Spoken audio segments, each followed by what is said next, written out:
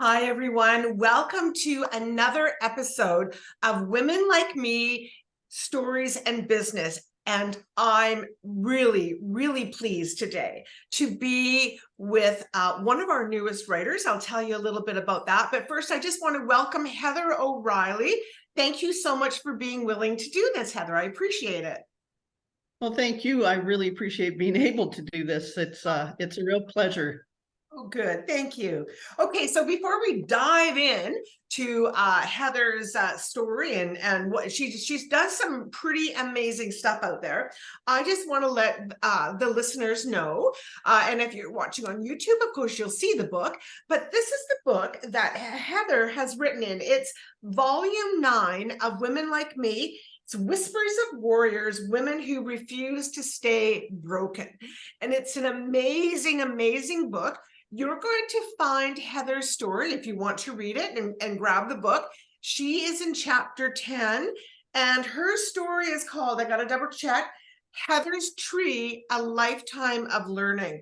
And we're going to talk a little bit about Heather's Tree because I think it's just it's beautiful. So let's get in there. So Heather, why don't we start with you just telling our writers, because a lot of, or I'm sorry, our listeners, because a lot of times women, they're a little afraid to step out of their comfort zone and share their story and tell their story. So would you mind just like telling us a little bit about how it was for you writing your story? Sure. Thank you. Yes, I've written a couple of chapters in different books as well, so this was not totally new for me, but it was a very good learning experience for me. I found, honestly, and Julie, you were a big help in that to kind of guide me as to how best to write. And so that made that process considerably easier for me. It's interesting to tell your story. It's gives you an opportunity to go back and review kind of what your life has been like. Mm-hmm. And when you lift a piece of that out, you can look back and see that this piece is because of what's happened before. It's all because of your experience previous, and then where it might lead you in the future. And so that was a really interesting part of it for me, was to look at that and just to see the process and how things have brought me from then to now. Yes. Well, thank you for that. That was actually enlightening. I appreciate the kind words. So thank you. So why don't you tell us, what is Heather's Tree? Okay. It all started a very, very, very long time ago when I was quite young. I was literally in a playground at school, and one child came up to me and said, "Can I talk to you privately?" And so we literally found a tree. It was actually an old cedar tree, and it had a little section in it that was kind of private because there was a bit of tree around it, and tree on all sides, but a little sort of, I'm going to call it a shelf of a couple of different branches where we could sit. It was absolutely perfect. And it just kind of went from there. So they basically wanted to speak to me about some personal problems. Why me? I honestly don't know at this point in time. I was 7 years old. I have no idea. However, from that day forward, I was often in that tree with kids that I knew, kids that I had never met before, and they would literally tell me their problems and literally ask me for advice as a 7-year-old. And then it continued on. That is, I just find that so amazing. I mean, I don't know, maybe there must have been, I don't know, I almost think it's something spiritual or something that must have been there guiding you and them to you, because that just seems amazing to me. Well, I didn't know what was happening or why it was happening. I just knew that I needed to be there. And I do believe, yes, Julie, I agree with you. It had to have been something spiritual. Yeah. Because why would kids in grade 8 come to a 7-year-old or an 8-year-old for Yes, advice. yes. Um, Interesting. my wisdom obviously was not from me. It had to have been from somewhere else. And, you know, in my Yes. case, it's from God as far as I'm concerned. So, Yeah, yeah. Well, yeah.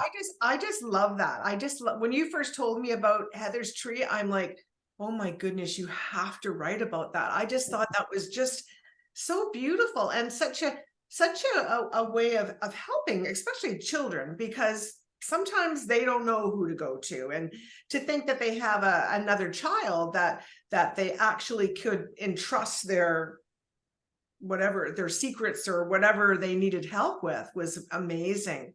Yeah.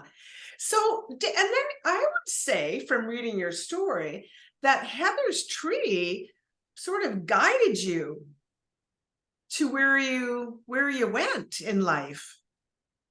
In one sense, yes. In another sense, it kind of came with me. You know, it's kind of the chicken and the egg, so to speak. And it just seemed to follow me, or as you say, maybe it was already prepared for me to go to, from whether, you know, whether I went from to a different school or no matter where I went, Yeah. it was always there. Yeah. And so can you tell us a little bit about, because I'm quite fascinated about some disaster relief that you do. And I want to make Yes. sure we talk about that. Can you explain to, because to be honest, I didn't even know that this existed until we met. And yeah, I'm still quite amazed by it. Do you want to explain a little bit about what you do in that? Because I think is it a volunteer position? Yes, it is. Okay. Yep. Yeah. Yeah. So when I took my coaching certification, this was also offered to me as, I guess there aren't many of us really that are from, you know, in that particular situation. And this was offered as a certificate for me. And so I love to help people, obviously. And so I jumped on that opportunity. And so I'm a certified uh, disaster recovery coach, is what the official title is, which is interesting. That's why I And didn't what know that means, yeah, it. yeah, yeah. Yeah. And what that entails is, if there is a disaster somewhere in the world, whether it be a natural disaster or whatever, I can be called upon at a moment's notice to go to that area and help people who no longer have a home, who no longer have any resources, who no longer have, you know, who have lost loved ones, who have, uh, you know, any number of kinds of disaster. I'm sure you can imagine what they could be. I can go there and help them move forward so that they don't need to stay where they're at. And I do that through coaching. Yes. And that is, it's very interesting, because no one looks at a disaster the same way. Right, of Even course. though they're in exactly the same situation, they do not look at it in the same way. So normally I would start out basically as a group coach, and then move on to coaching individually. But I would start out as a group coach, saying to everybody, okay, you know, this is what's going on. This is what's happened. Let's talk about it. It's kind of like facilitating a group. And then we move on to doing the individuals. Well, you must, first of all, thank you for doing that. I mean, my goodness, how needed is that? Mm. And your courage to go and face that, because you might not be looking at some No.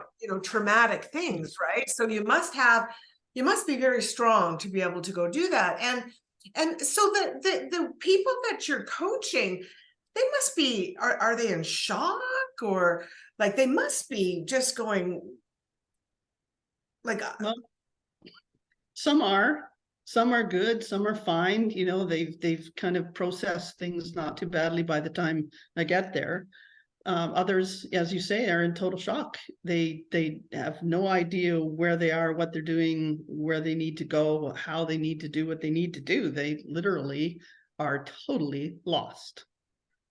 And Yes. that's heartbreaking to see that. And my coaching is to get them out of that and moving them in a direction so Right. that they've got some focus, because some of them are totally unfocused. They have no clue what to do.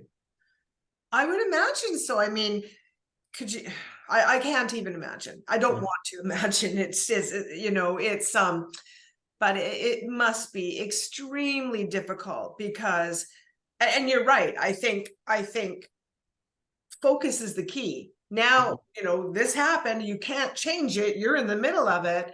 Now it's time to see a path onto how you can start to get your life better again. And, That's it. yeah, That's and it. move on. So, wow, An it's interesting thing, Julie, is what people have to realize is that when they have lost everything, they now have nothing to hold them back.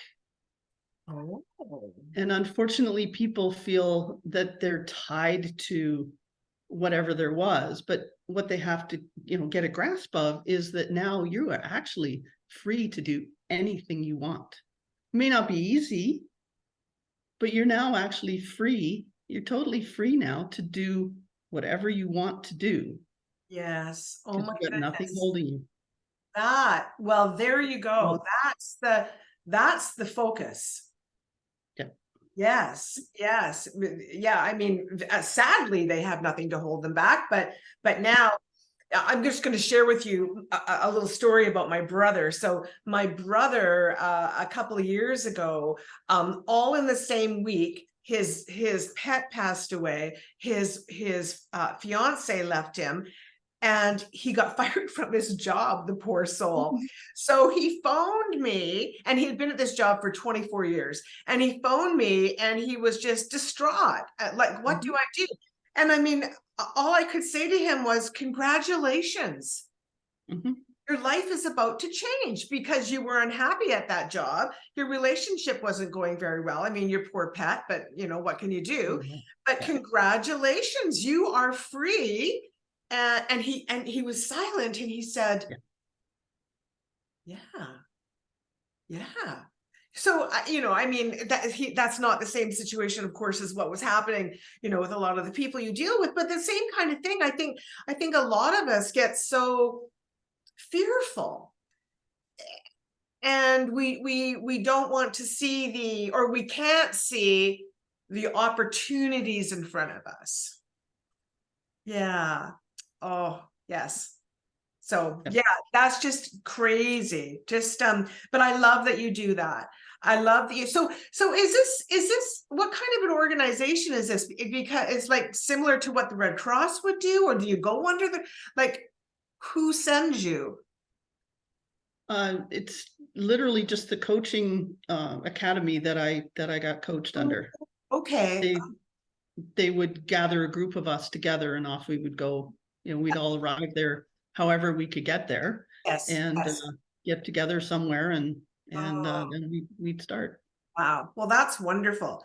So let's talk a little bit about about what else you do, because as I said, I think Heather's tree has, as you said, maybe it was a building tree for you, climbing the tree. I don't know, but you have, yeah, you don't just help people in disasters. You coach individuals as well. So do you want to tell us a little bit about your coaching business? Sure. It's evolved over the past few years as a result of COVID, which I'm sure is typical of most people at this point in time. You have this business plan all set out, and COVID, boom, and suddenly everything's gone, maybe 360. Yes. um, so you're almost back to where you were originally, but it's not quite the same. And so life is like that. Life can throw you that way, or you can have plans but not know how to go about them. And so what I do is I try and help you determine how and where you want to go. But as I said, things have changed a little bit. And so what I'm doing now is I am working with relationships and communication for women over 45. There's Beautiful. that there's that section of age where, and it seems to be around 45, is where you have aging parents, you have older adult children that you need to help, you've got your own friends and people that you need to communicate with and be around, and you tend to lose yourself in all of that. And so I help also you to learn techniques to keep yourself in the loop and keep yourself well while communicating well enough to keep your all those relationships intact and Oh. hopefully better than they actually have been. Oh my goodness, that is so needed. I just spoke to somebody yesterday who told me that, you know, she's been helping a family member who's had to take another family member's kids. And so she was saying, you know, she's put all this money aside for her retirement. And now she's been, you know, helping the best that she can, but it's starting to dwindle a little bit. And there's, I think it's, there's so many, we're kind of, we're, what's the word I'm looking for? Squished. Sandwiched. Literally. That's it. Sandwich. Yeah, yeah. So what kind of advice do you give to people that are, you know, unfortunately my parents have passed away, but I've got adult children and a couple of them still need help, unfortunately.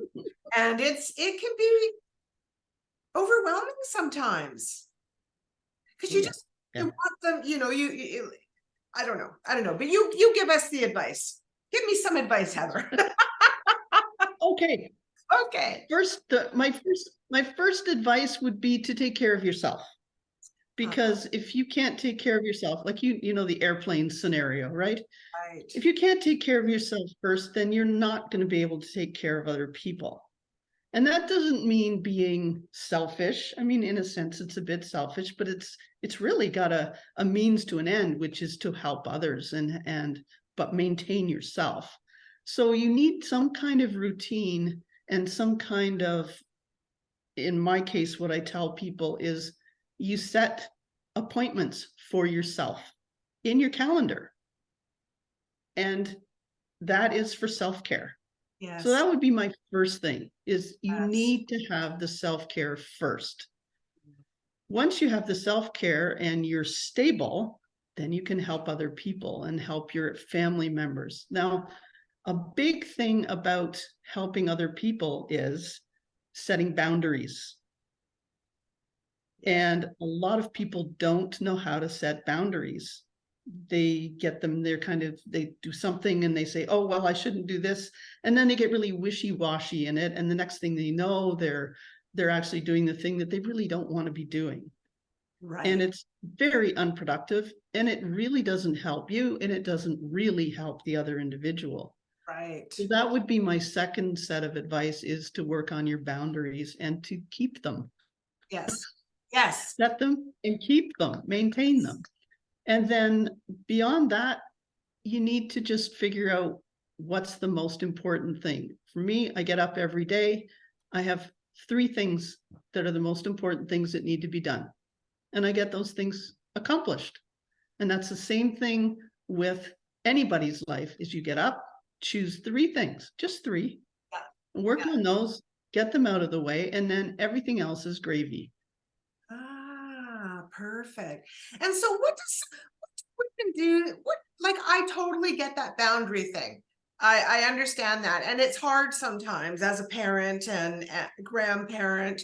So if a woman was having difficulties with boundaries, like how would they go about, what would your advice be about, I don't know, sticking to them, or how do they set them? Or So first thing, find out what your values and your beliefs are, because everything that you set up as boundaries, or literally how you live your life, is dependent on those values and beliefs.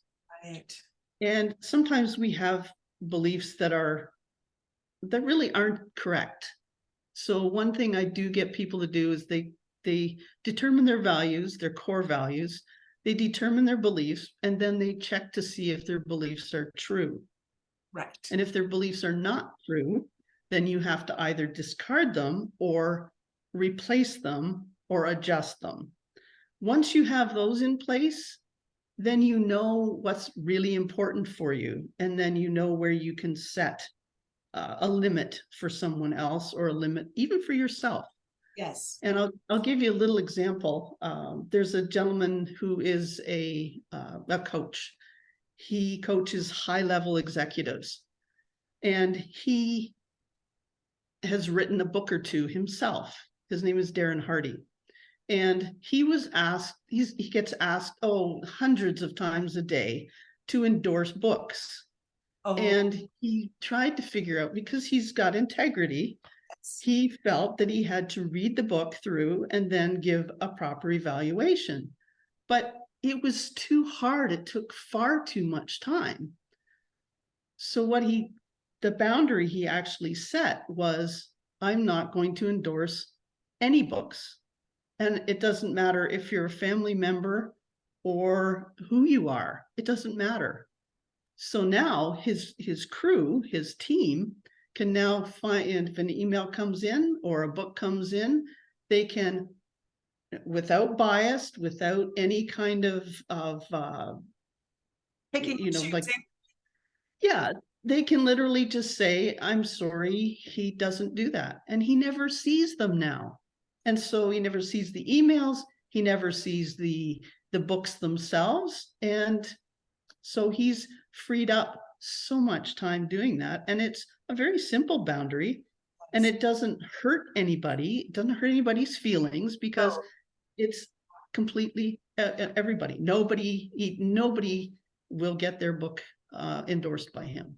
That's an excellent example. Thank you for sharing that. That really gets my brain going a little bit. I'm like, oh, what do I need to set some boundaries about? Just free up some of my time. That's a good one. Yes, because I think we all just want to, we want to help as much as we can, but we also need to, I 100% believe we have to put ourselves first, because, and this was part of the reason that I wanted to do my book program, was because I want to stop that generational trauma as much as I can. And by helping the reader to, or the writer possibly, to release any trauma, or just kind of help them through it. I am not a coach, or I guess I might be a book coach, but I'm not a life coach at all. But I just thought, if women, and men are important, but if women could start to heal and start to think about caring for themselves, and caring for themselves first, then they can care better for their children. That's, because we can't if we're messed up, then we're going to do a messed up job.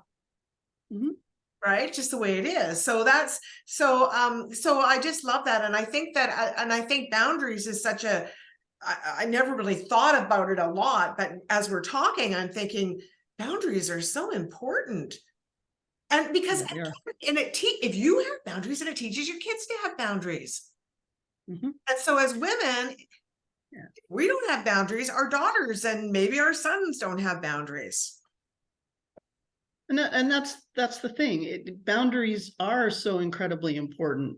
Boundaries don't have to. Often boundaries are thought of as very negative. But you can, when you consider a child in a yard, for example, there is a fence, which is a boundary. And what is that for? It's to keep people in, to keep your child in, but it's to keep other things out as well. But it's to keep the ball that the child kicks, willy-nilly, it's to keep it in as well. But it also provides a safe space for people to be creative, to do, for a child especially, to learn to run, because there's freedom in that area. And as soon as you have a boundary, there's actually freedom. So boundaries are not negative. They can be, but they're normally not negative. Heather, you're such a smart lady. No, you are. I love that example. I absolutely love that example. Wow. And so just give me a little bit more of an idea of what, so you're coaching, I mean, any woman or man, I suppose, that wants to Yes. discuss boundaries or relationships, but is there anything special that you would tell, other than boundaries, that you would tell someone who's sort of sandwiched in that situation of caring for their children, helping adult children, but also their parents or grandparents or? Sure. Another really, really important thing is communication. Right. And I mean, if you're angry and you show you're angry and you express yourself in anger, the result is anger back. So if you can kind of control that to some degree, you've got a better chance of actually having some kind of communication back and forth. So one of the ways to do that is to listen, not to respond. And I'm sure you've heard this before. You listen not to respond, but to hear, to hear what the other person says. And the best way to do that is to repeat back to that individual what they just said and ask them, is that what you mean? Especially when you're in a conflict situation where somebody's very angry with you and they rah, rah, rah, rah, rah at you and they keep rah, rah, rah, rah, at you. And then you finally say to them, okay, so this is what you're saying is the issue. Is that correct? This is what I hear you saying. And they'll tell you yes or no. But the thing is, they have to stop and slow down because they want you to know what they really want you to know. And if what you said is not what they were trying to say, then they're going to correct you. And then what you have then is dialogue, because then you can talk about what the issue is and not get caught up in the emotion of the event. You really are smart. That was a good one too. I could tell you so many things to do. I love that one because you're right. I think especially in a conflict, we're listening and our brains are going, hey, what am I going to say about this? We're Yes. not necessarily taking in the message or trying to understand the message. We're coming up with what we got to reply back at. And Yeah.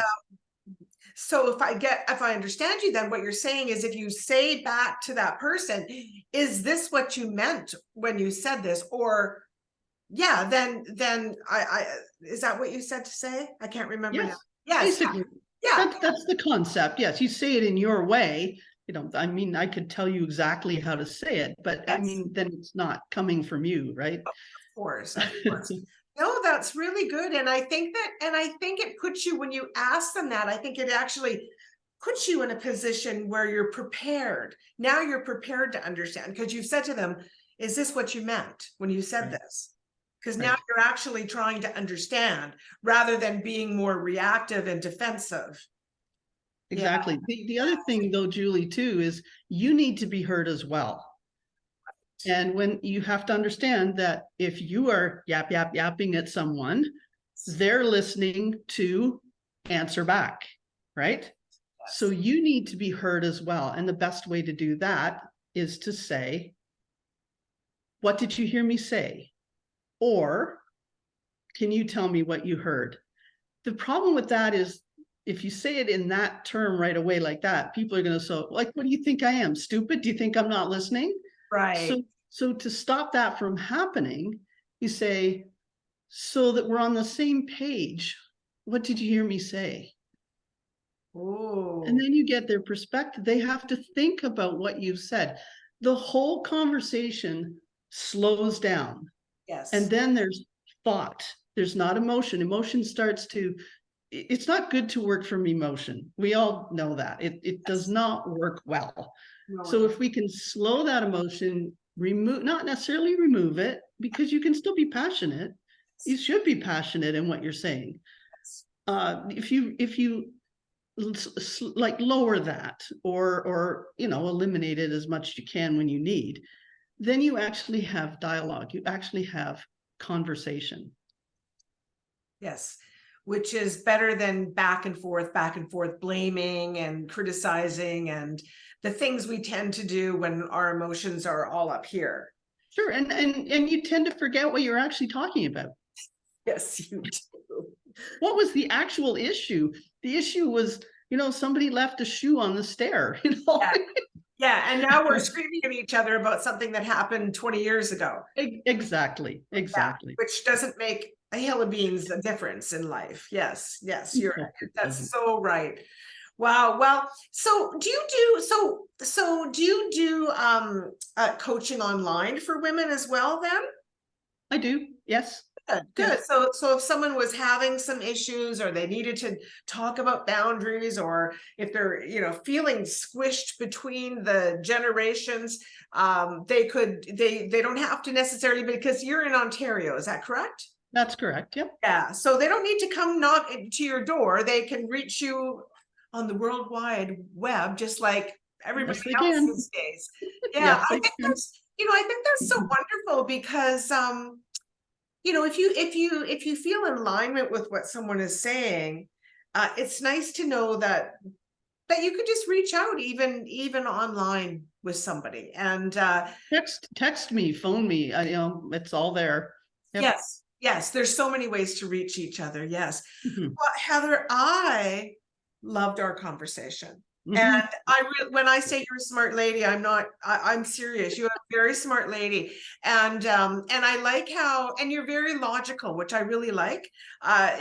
There's no fluff. It's just, logical ways to deal with people and to deal with emotions and deal with communication skills. And I would really encourage anybody that's listening that's feeling kind of pressured. It doesn't matter where you are in the world, because you can reach Heather online and have a private call with her and see if you're a match to that she can help you out, and rather than suffer and rather than feel frustrated, because I know so many are, I would really encourage them to do that.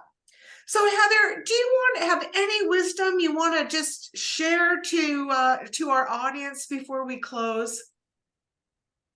Just to reiterate a little bit is, you put yourself first. Before you do anything, put yourself first, because if you don't put yourself first, you can't help others. And I think women especially, we all like to help others. Yes. It's kind of our God-given gift, I suppose you could say. Yes, we have that. And so make sure you take care of yourself first so that you're ready to help others. Oh, thank you so much. So for everyone listening or watching on YouTube, in the details section, I'm going to have information about Heather, how you can reach her. I'm going to have a link to the book that Heather wrote her story in, should you be interested in picking that up.